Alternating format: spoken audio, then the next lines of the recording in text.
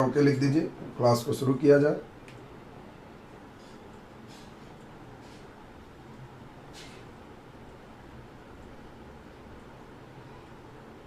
चलिए ओके है। हम लोग पिछले क्लास में केमिस्ट्री का सिलेबस देख चुके थे और केमिस्ट्री में आपको कुल बस इतना ही पढ़ना है। ये लेसन तक कंप्लीट हो गया यहाँ से, तो केमिस्ट्री आपके कंप्लीट हो गए, जिसमें सबसे पहला दिन हम जो चले थे वो था पदार्थ की प्रकृति। ये आपका पूरा लेसन कंप्लीट हो चुका है। उसके बाद सूत्र, संकेत, समीकरण, मूल, संकल्पना, ये भी सेक्शन आपका कंप्लीट हो चुका है। अभी हम लोग तीसरा पार्ट चल रहे हैं, एटॉमिक स्ट्रक्चर, परमाणु संरचना। ये पिछले दिन आपके शुरू हुए हैं और इसी लेसन को अभी हम लगातार पढ़ेंगे।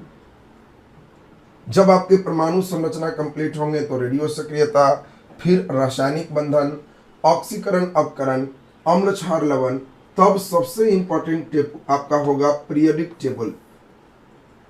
उसके बाद मानव निर्मित पदार्थ, धातु और अधातु, कार्बन और उसकी यौगिक। इतना ही लेसन से केमिस्ट्री में किसी भी एग्जामिनेशन में, जनरल कंपटीशन में प्रश्न होते हैं। अब हम लोग आज के क्लास को शुरू करें। हम लोग चल रहे हैं एटॉमिक स्ट्रक्चर, परमाणु संरचना। और परमाणु संरचना में पिछले क्लास में हम लोगों ने देखा डाल्टन का थ्योरी। सबसे पहला वैज्ञानिक आपको बताए थे कि भारतीय हैं कनाद मुनि। इन्होंने सबसे पहली बार परमाणु का नाम लिया। तब उसके बाद हम लोग देखे थे कि फिर हमारे वैज्ञानिक थे डाल्टन, जिन्होंने परमाणु के लिए परमाणुवाद का सिद्धांत दिया। डाल्टन के बाद तब हम लोग देखे थे जिनका नाम था, वे थे रदरफोर्ड।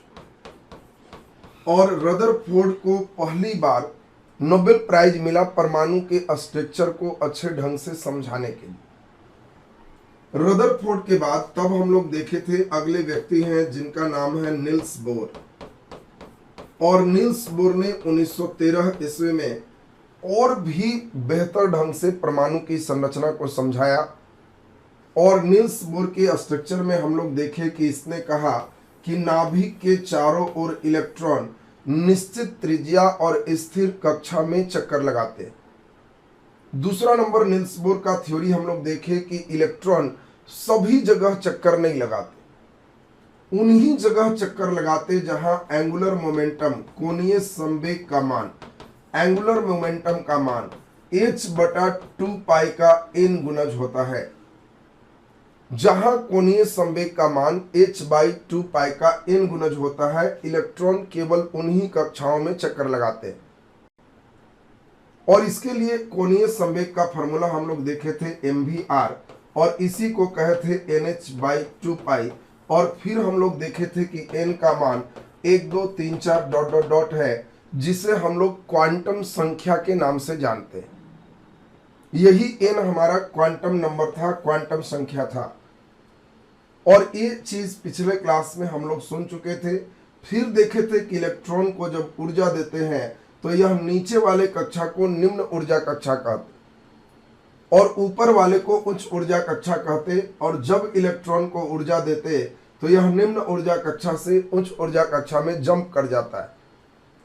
और जब यह उच्च ऊर्जा कक्षा से निम्न ऊर्जा कक्षा में प्रवेश करता है तो इसके द्वारा hν इतनी एनर्जी रिलीज होती है। ये इतनी बात हम लोग पिछले क्लास में सब सुने हुए थे। अब आज के क्लास में देखिए, पहला तो इससे रिलेटेड हम 2 ऑब्जेक्टिव आपका जस्ट डिस्कस करें और तब इससे आगे का सिस्टम आज चलेगा। देखिए आपको क्वेश्चन क्या देगा। क्वेश्चन आपसे पूछा जाता है, देखिए इसमें कितने लोग सही बना पाते हैं। क्वेश्चन आपको है कि बताओ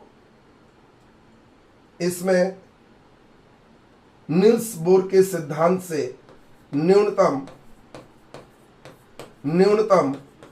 कोणीय संवेग होगा।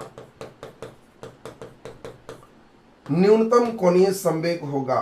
अब उसमें है h/पाई के बराबर, 2h/पाई के बराबर, 3h/पाई के बराबर, h/2 पाई के बराबर। जल्दी से बता दो, नील्स बोर के सिद्धांत के अनुसार आपको जल्दी से बता देना है कि इसमें न्यूनतम कोणीय संवेग किसी इलेक्ट्रॉन का क्या हो सकता है। जल्दी से आंसर दीजिए, ए बी सी और डी में आपको क्या लगता है।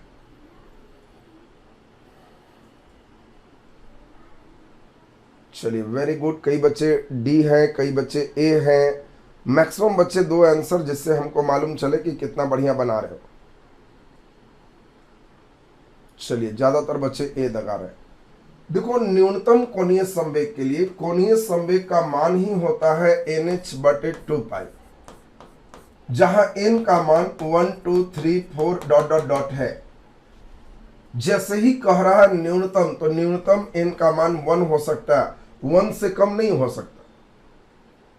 और इसीलिए n का मान अगर 1 दे दोगे तो 1h/2π, इसी को हम लोग h/2π के नाम से जानेंगे।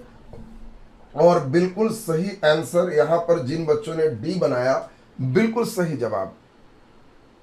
जो बच्चे ए बना दिए उनको लड्डू नंबर हो गया। h/2π यह न्यूनतम होगा, न कि 2h/π और h/π के फेर में पढ़ोगे। हाँ, अगर क्वेश्चन देता क्वांटम संख्या 2 के लिए न्यूनतम कोणीय संवेग होगा, क्वेश्चन ऐसा भी दे सकता, तो क्वांटम संख्या 2 दे देगा तो 2 से 2 कट गया, तब आंसर ए हो जाता। तो ये बात हम समझते हैं कि अब क्वेश्चन कैसे पूछेगा, आप लोगों को ये बात क्लियर हो गया। अब यहां से आज के क्लास को आगे की ओर हम बढ़ाते हैं। सबसे महत्वपूर्ण बात जो आपको सीखनी है उस पर आप ध्यान दीजिए। सबसे इंपॉर्टेंट चीज हम लोग को सीखना है कि नील्स बोर ने इतना तय कर दिया कि नाभिक के चारों ओर कई कक्षाएं होते हैं और इन्हीं कक्षाओं में इलेक्ट्रॉन चक्कर लगाते हैं। अब किस कक्षा में कितने इलेक्ट्रॉन होते हैं, इसके लिए एक तो नील्स बोर और दूसरा एक वैज्ञानिक का नाम है बरी। इसके लिए बोर और बरी ने एक योजना बनाया, प्लानिंग बनाया, जिसको बोर बरी स्कीम के नाम से जानते हैं। और इन लोगों ने एक फार्मूला दिया कि किसी भी कक्षा में उपस्थित इलेक्ट्रॉन की संख्या का मान 2n² के बराबर होता है। ये देखो, एक बहुत ही इंपॉर्टेंट एक फार्मूला आगे कि किसी कक्षा में अगर आपको इलेक्ट्रॉन की संख्या ज्ञात करना है तो इसका फार्मूला होता है 2n², जहां n क्या है, कक्षा की संख्या। आपसे पूछा जाए कि बताओ पहली कक्षा में अधिक से अधिक कितने इलेक्ट्रॉन होंगे, तो पहली कक्षा में का मतलब है 2n², 2 गुना पहली कक्षा है तो n का मान 1 दोगे, 1 का स्क्वायर, 1 का स्क्वायर 1, 2 गुना 1 तो 2 इलेक्ट्रॉन होंगे। पहली कक्षा में अधिक से अधिक कितने इलेक्ट्रॉन हो सकते, तो 2 हो सकते, उससे ज्यादा नहीं होगा। अगर यह पहली कक्षा है तो इसमें कभी भी 3 इलेक्ट्रॉन नहीं हो सकते। ये मैक्सिमम इलेक्ट्रॉन की संख्या का यह फार्मूला है। अगर आपसे कभी भी पूछा जाए कि बताओ दूसरी कक्षा में अधिक से अधिक कितने इलेक्ट्रॉन हो सकते हैं, आपसे क्वेश्चन दे दी कि दूसरी कक्षा में अधिक से अधिक कितने इलेक्ट्रॉन हो सकते हैं, तो आप अपने से सोचोगे कि यह 2n² होता है और 2 गुने दूसरी कक्षा है तो 2 का स्क्वायर। दूसरी कक्षा में कभी भी 8 से ज्यादा इलेक्ट्रॉन नहीं हो सकते हैं। ये बात एकदम दिमाग में आपका बैठ जाना चाहिए। पहली कक्षा में अधिक से अधिक 2 इलेक्ट्रॉन हो सकते, दूसरी कक्षा में अधिक से अधिक 8 इलेक्ट्रॉन हो सकते। सेम इसी प्रकार आपसे कहा जाए कि तीसरी कक्षा में अधिक से अधिक कितने इलेक्ट्रॉन हो सकते हैं, तो 2n², 2 गुने तीसरी कक्षा है तो 3 का स्क्वायर, और इसीलिए 18 इलेक्ट्रॉन से अधिक तीसरी कक्षा में नहीं हो सकता। अब इसी प्रकार चौथी कक्षा, पांचवी कक्षा, किसी भी कक्षा में आपको निकालना रहे तो आपको अपने से समझना है कि तीसरी कक्षा है तो 3 गुना 3 9 दूना 18 इलेक्ट्रॉन अधिक से अधिक हो सकता है। यानी किसी भी कक्षा में इलेक्ट्रॉन की संख्या ज्ञात करने के लिए हम लोग 2n² ज्ञात करते हैं, और जहां n कक्षा की संख्या है, जिस कक्षा में निकालना है हम लोग उसको निकालते हैं। अब इसी में एक दो नियम दिए गए, जिस नियम को ध्यान दें। अब सबसे इंपॉर्टेंट नियम क्या हुआ कि अंतिम कक्षा में जो लास्ट ऑर्बिट होगा, अंतिम कक्षा में कभी भी 8 से अधिक इलेक्ट्रॉन नहीं हो सकते। अंतिम कक्षा में 8 से अधिक इलेक्ट्रॉन नहीं हो सकते हैं। अब देखो, ये एक बहुत ही महत्वपूर्ण सिस्टम हो गया कि जो लास्ट ऑर्बिट होता है उसमें 8 से ज्यादा इलेक्ट्रॉन नहीं होता है। यानी अंतिम कक्षा में अधिक से अधिक, मान लो पहला कक्षा, दूसरा कक्षा, तीसरा कक्षा है। अगर हमारा मान लेते हैं कि इसमें हमारे पास, मान लो कि आपको दे दिए 19 इलेक्ट्रॉन है किसी भी परमाणु में, तो आप ऐसा नहीं लिख सकते कि पहली कक्षा में 2, दूसरी कक्षा में 8 और तीसरी कक्षा में 9, क्योंकि 8 2 10 9 19 होगी। यही ये नियम कहता है कि अगर अंतिम कक्षा है तो आप 8 से ज्यादा नहीं लिख सकते। तो इस कंडीशन में अंतिम कक्षा में आप 8 ही लिखोगे, और अब एक बच रहा है, इसको आगे कर सकते। यानी लास्ट में एक नया सिद्धांत आया जिसको ऑक्टेट कहते हैं,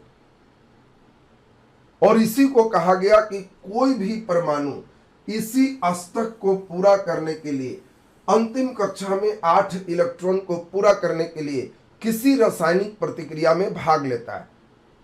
कैसे आप किसी तरह से पेट भरने के लिए इधर उधर घूमते रहते हैं, कुछ करते हैं कि मेरा पेट भर जाए, उसी तरह से जैसे ही आपके पेट भर जाते हैं तब आप एक बेड खोजते हैं कि कहां एक नींद बढ़िया से मार सकते हैं। ठीक उसी प्रकार जब तक किसी परमाणु के अंतिम कक्षा में 8 इलेक्ट्रॉन नहीं होता है, वो काफी रिएक्टिव होता है, काफी क्रियाशील होता है, और जैसे ही अंतिम कक्षा में 8 इलेक्ट्रॉन पूरा हो जाता है वो इनएक्टिव हो जाता है। अब अगला नंबर एक और बहुत महत्वपूर्ण नियम है कि अंतिम कक्षा से ठीक पहले, अंतिम कक्षा से ठीक पहले 18 इलेक्ट्रॉन से अधिक नहीं हो सकता। तो देखो, ये दोनों बात सभी लोग को एकदम ध्यान रखना है। लास्ट में अधिक से अधिक 8 इलेक्ट्रॉन, 9 नहीं होगा, और अंतिम के ठीक पहले 18 से ज्यादा इलेक्ट्रॉन नहीं हो सकता। ऐसा नहीं कि 5वां कक्षा है तो तुम चौथा कक्षा में 32 इलेक्ट्रॉन करके आगे बढ़ो। अंतिम से ठीक पहले है तो तुम्हें 18 से ज्यादा नहीं करना है। अगर केवल एक ही कक्षा है तो उसमें 2 इलेक्ट्रॉन से ही ज्यादा नहीं होगा, क्योंकि पहली कक्षा में 2 में ही वो संतृप्त हो जाएगा। तो अब मान के चलना है कि यदि अंतिम कक्षा एक ही कक्षा के साथ हो तो 8 नहीं होके 2 ही इलेक्ट्रॉन से ज्यादा नहीं होगा। अगर एक कक्षा से ज्यादा है तब 8 से ज्यादा नहीं हो सकता, और अंतिम से ठीक पहले 18 से ज्यादा नहीं हो सकता। अब आप ही को कहें कि हाइड्रोजन की परमाणु संख्या 1 है, तो इसके अंतिम कक्षा में अधिक से अधिक कितने इलेक्ट्रॉन हो सकते हैं? हाइड्रोजन की परमाणु संख्या 1 है, तो इसके अंतिम कक्षा में अधिक से अधिक कितने इलेक्ट्रॉन हो सकते हैं? तो आपको अपने से समझना है। 8 इलेक्ट्रॉन हो सकते हैं, गगनदीप का आंसर है। आपको अपने से समझना है कि हाइड्रोजन में जब 1 इलेक्ट्रॉन है तो नाभिक के बाद सिर्फ एक ही कक्षा होगा, और जब एक ही कक्षा होगा तो एक कक्षा होने पर पहला कक्षा में कभी भी इलेक्ट्रॉन 2 से ज्यादा हो ही नहीं सकता, तो 8 कैसे हो जाए? इसीलिए हाइड्रोजन के अंतिम कक्षा में अधिक से अधिक 2 इलेक्ट्रॉन हो सकता है। ऐसे इसमें 1 है, हम अधिकतम की बात कर रहे हैं। मतलब हाइड्रोजन अगर किसी दूसरे चीज से रिएक्शन भी करेगा तो इसको सिर्फ और सिर्फ एक इलेक्ट्रॉन और चाहिए, बस ये अधिकतम 2 इलेक्ट्रॉन जैसे ही बना लेगा ये निष्क्रिय हो जाएगा। ये बात आपको समझना है कि इसके अंतिम कक्षा में अधिकतम कितने इलेक्ट्रॉन हो सकते, तो 2। क्यों 2 हुआ? क्योंकि हाइड्रोजन में सिर्फ एक ही कक्षा है और जिसमें सिर्फ पहली कक्षा है उसमें 2 से ज्यादा इलेक्ट्रॉन नहीं हो सकते। तो अब आपको ये बात क्लियर हो गई। बताओ, इसी प्रकार आपको कहें कि बताओ हीलियम की परमाणु संख्या 2 है, इसके अंतिम कक्षा में इलेक्ट्रॉन हो सकते हैं 2 इलेक्ट्रॉन, 6 इलेक्ट्रॉन, 8 इलेक्ट्रॉन, 18 इलेक्ट्रॉन। जल्दी आंसर दे दीजिए। हीलियम के अंतिम कक्षा में कितने इलेक्ट्रॉन हो सकते हैं? बोलो जल्दी जल्दी। 8 इलेक्ट्रॉन। Very good. देखो, हीलियम की परमाणु संख्या 2 है, तो एक ही कक्षा में अधिक से अधिक 2 हो गया, तो इसमें भी सिर्फ एक ही कक्षा बनेगा, अगला कक्षा बना ही नहीं, तो इसीलिए 2 से ज्यादा इलेक्ट्रॉन नहीं हो सकता। 2 से ज्यादा इलेक्ट्रॉन तब मारना जब एक कक्षा टप जाए। जैसे अब लिथियम की परमाणु संख्या 3 है, तो हम लोग अपने समझ गए कि इसकी पहली कक्षा में 2 इलेक्ट्रॉन और दूसरी कक्षा में 1 इलेक्ट्रॉन है। तो अब अपने से सोचो कि इसके बाहरी कक्षा में कितने इलेक्ट्रॉन हो सकते हैं। तो आपको समझना है कि सर बाहरी कक्षा तो इसका दूसरी कक्षा है, 8 इलेक्ट्रॉन हो सकता है। यानी अब एक मजेदार बात, जिन लोगों को लोड पड़ रहा है वो लोग बस इतना ही बात दिमाग में सेट करो, सारा दुख खत्म, कि सिर्फ हाइड्रोजन और हीलियम के अंतिम कक्षा में मैक्सिमम 2 इलेक्ट्रॉन हो सकते हैं। बाकी जिसका भी नाम लेंगे सब के अंतिम में 8 इलेक्ट्रॉन होगा। बस इतना ही बात आपको एकदम नट सेल में सीधा सीधा समझना। सिर्फ हाइड्रोजन की परमाणु संख्या 1 है, हीलियम की परमाणु संख्या 2 है, इसमें सिर्फ एक ही कक्षा होगा और इसलिए अंतिम में 2 इलेक्ट्रॉन से ज्यादा नहीं हो सकता। इसीलिए हीलियम का परमाणु संख्या जब 2 है तो इसके एक ही कक्षा है और 2 इलेक्ट्रॉन है, तो हीलियम इसीलिए निष्क्रिय में हम लोग गिनते हैं। हीलियम इसीलिए निष्क्रिय है, 2 ही में निष्क्रिय है। क्यों? क्योंकि इन दोनों के एक ही कक्षा है और एक कक्षा वाला में अधिक से अधिक 2 ही इलेक्ट्रॉन हो सकते हैं। तो अब हम समझते हैं कि अब आपको ये बात बिल्कुल क्लियर हो गया होगा कि हाइड्रोजन और हीलियम के अंतिम कक्षा में 2 इलेक्ट्रॉन से ज्यादा नहीं हो सकता। बाकी किसी का भी नाम लेंगे तो इसके अंतिम कक्षा में 8 इलेक्ट्रॉन तक हो सकते हैं। तो ये स्टेप आप लोगों का बिल्कुल क्लियर हो गया। अब हम लोग नेक्स्ट स्टेप पे चल रहे हैं, सुनेंगे अब ध्यान से। वैज्ञानिकों ने जब और भी इस पर डिटेल स्टडी किया तो उन्होंने देखा कि किसी भी नाभिक के चारों ओर कई कक्षा हो सकते हैं। और ये जो कक्षा आप देख रहे हो, इसी को उन्होंने कहा कि यह सेल है, यह कक्षा है।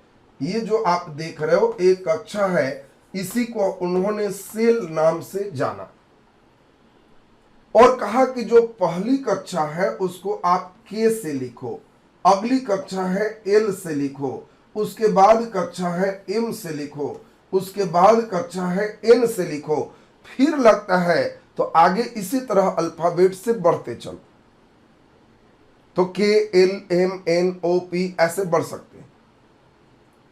अब उन्होंने इसके बाद देखा कि इस कक्षा के अंदर, इस सेल के अंदर सब सेल हैं, इस सेल के अंदर सब सेल हैं और सब सेल में इसके अंदर जहां इलेक्ट्रॉन होते हैं वह एक घर जैसा है और घर को सब सेल कहते हैं। और उसमें घर के अंदर भी जो जा रहा है इसको ऑर्बिटल कक्षक कहते हैं, यानी सबसे छोटा है कक्षक ऑर्बिटल। और एक बॉक्स में ज्यादा से ज्यादा सिर्फ 2 ही इलेक्ट्रॉन रह सकता है, और इसमें एक इलेक्ट्रॉन क्लॉकवाइज तो दूसरा इलेक्ट्रॉन एंटी क्लॉकवाइज, इन दोनों को मिला के हम लोग एस कहते हैं। और एस जो देख रहे हो इसी को उप कक्षा सबसेल के नाम से जानते हैं। देखो अब ध्यान से, KLMN जो देख रहे हो ये हमारा कक्षा है, सेल है। इसके बाद इसमें एस है, इसमें जो देख रहे हो SP है, इसमें देख रहे हो SPD है, इसमें देख रहे हो SPD और F है। ये जो देख रहे हो SP, SPD, SPDF, ये उप कक्षा है, कक्षा के अंदर फिर कक्षा। और इसमें इलेक्ट्रॉन जहां रहता है उस बॉक्स को कक्षक कहते हैं। जो एस कक्षक है उसमें एक ही जो है उप कक्षा में एक ही कक्षक है, 2 इलेक्ट्रॉन होते हैं, इसीलिए एस अधिक से अधिक 2 ही हो सकता है। एस अधिक से अधिक 2 ही हो सकता है। जो पी देख रहे हो इस पी में 3 कक्षक होते हैं और एक कक्षक में 2 इलेक्ट्रॉन होते हैं, इसीलिए पी में अधिक से अधिक 6 इलेक्ट्रॉन हो सकते हैं। जो डी देख रहे हो इस डी में 5 कक्षक होते हैं और जब 5 कक्षक हो गए तो एक कक्षक में 2 इलेक्ट्रॉन होंगे, तो 5 में आप खुद समझ रहे हो 5 दूना 10, इसलिए डी में अधिक से अधिक 10 इलेक्ट्रॉन हो सकते हैं। और इसी प्रकार जो एफ देख रहे हो इसमें 7 कक्षक हो सकते हैं, और 7 कक्षक जब हो गए 1 2 3 4 5 6 7, और प्रत्येक कक्षक में 2 इलेक्ट्रॉन होते हैं, एक क्लॉकवाइज एक एंटी क्लॉकवाइज, एक क्लॉकवाइज एक एंटी क्लॉकवाइज, प्रत्येक में जो 2 इलेक्ट्रॉन होते हैं, तो इसीलिए एफ में अधिक से अधिक 14 इलेक्ट्रॉन हो सकते हैं। ये जो तुम देख रहे हो यही एटॉमिक स्ट्रक्चर का सबसे मॉडर्न संकल्पना है। आपको फिर से कहें, KLMN ए ऑर्बिट है, कक्षा है, सेल है। SPDF जो देख रहे हो ये सबसेल है, उप कक्षा है। ये जो देख रहे हो ये ऑर्बिटल है जिसको कक्षक कहते हैं। अब आपसे क्वेश्चन दे दे, देखें कितने बच्चे सही करते हो। इसमें आपको कहे कि उप कक्षा, क्वेश्चन देखो कितने बच्चे सही करते हो। उप कक्षा एस में अधिकतम कितने कक्षक होते हैं? सबसेल एस में कितने ऑर्बिटल होते हैं? चॉइस ए 1, चॉइस बी 2, चॉइस सी 3, चॉइस डी 5, या 5 नहीं 8 कर देते हैं। जल्दी आंसर करो। उप कक्षा एस में अधिकतम कितने कक्षक होते हैं?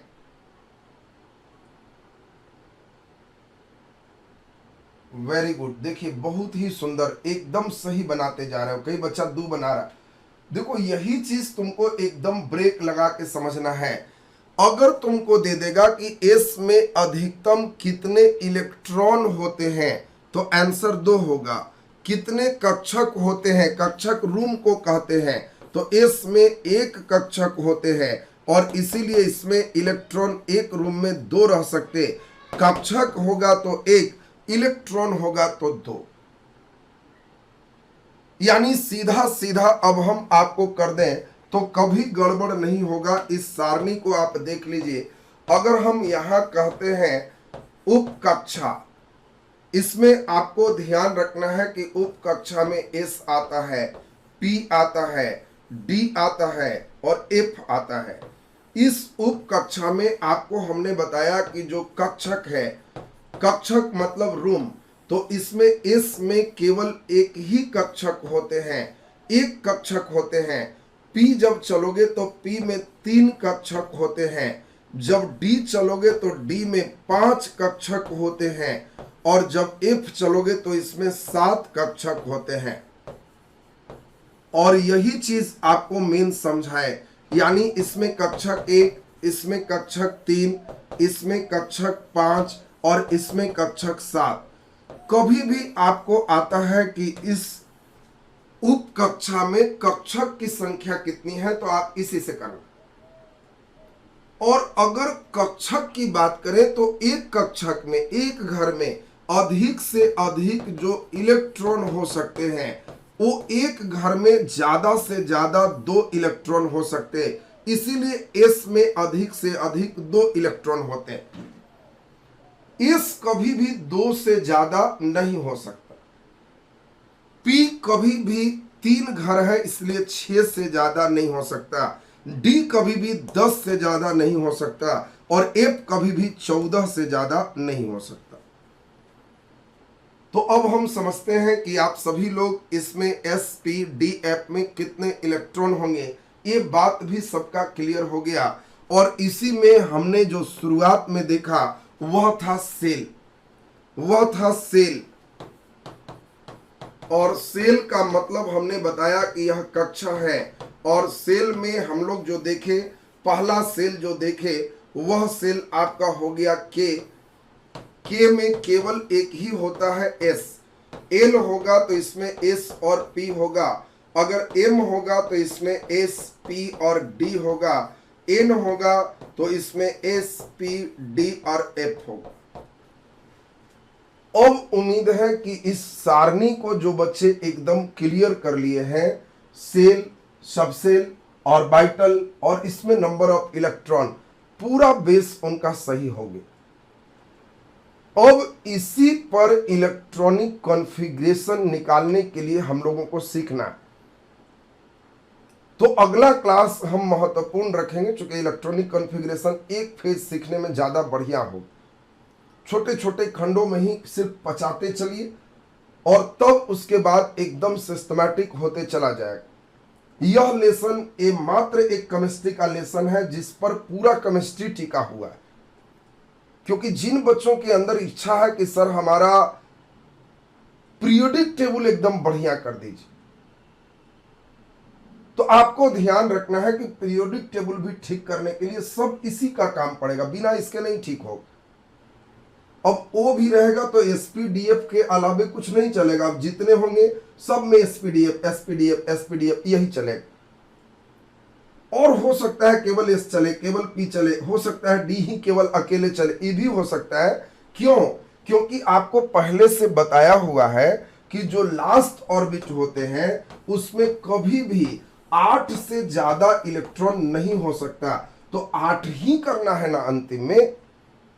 अंतिम में 8 से ज्यादा आप नहीं कर सकते, इसलिए ऐसा मत समझना कि 2 अब फिर 6 फिर 10, अंतिम में तुम 20, 25 और 40 नहीं रख सकते हो। इसीलिए लास्ट में भी यही चारों में कोई 2 प्रेजेंट हो। तो अब इलेक्ट्रॉनिक कॉन्फ़िगरेशन समझो कि रीढ़ है केमिस्ट्री का, और जो बच्चे वो रीढ़ समझ लोगे केमिस्ट्री सही हो जाए। तो अगले दिन मेन उस पर पूरे 45 मिनट का एक सीरीज है, एक साथ हम लोग उसको चलेंगे कल के क्लास में। और कल इलेक्ट्रॉनिक कॉन्फ़िगरेशन आप लोगों से लिखवाएंगे, कल पूरा आपका वो कंप्लीट हो जाएगा।